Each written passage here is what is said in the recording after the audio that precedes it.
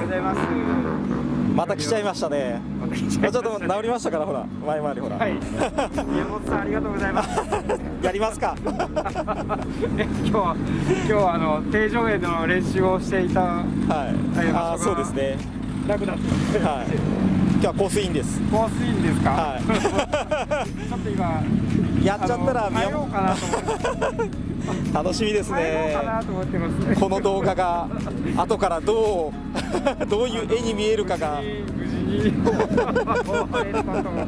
太陽がすごい上がっております。じゃあそれで今日も準備しておいてください。0-0がいい。本当転がすだけで。さあ朝一でやってもらったら一日何もできなくなるんで。はい。怖いけどでも走りたいですよね。走るんですか。ドライブでいいですよ。クラスが始まりました。決まります。いやいややめてください。なんかもう最後のもう早くしないと時間終わりますよ。なんか神風特攻隊みたいになってます。いってらっしゃい。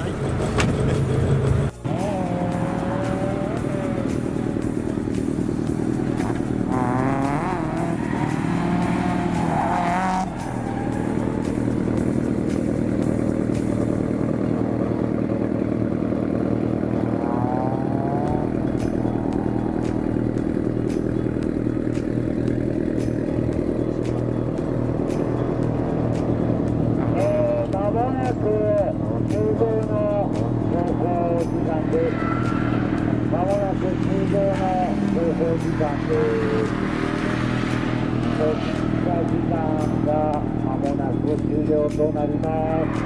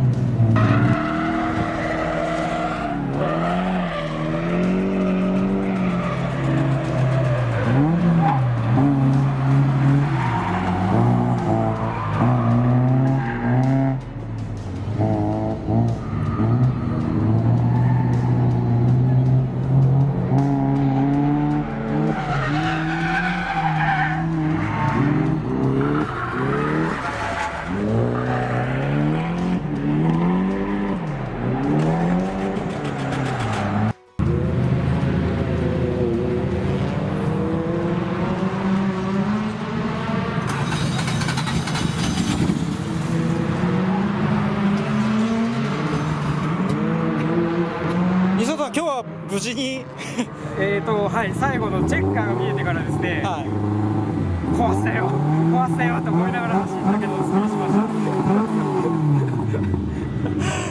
た。怖かったけど面白かった怖かった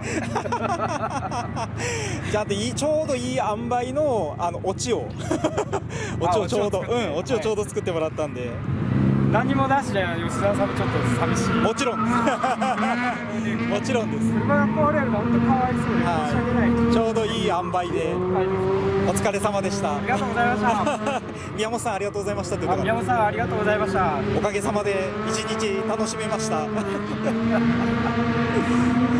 怖いよ今日は定常園が練習ができなかったんでコースを走りました。はい、どうだったですか？怖いっす周りがですね、はい、もうミラー見ても、はい、後ろでキューってなったり前見ても後ろ見て横になってるんでできないんですけどそれってなって、はい、もうグリップ走行しかないと、はい、グリップの中でちょっとずつ、はい、車の話を聞けてんのかな、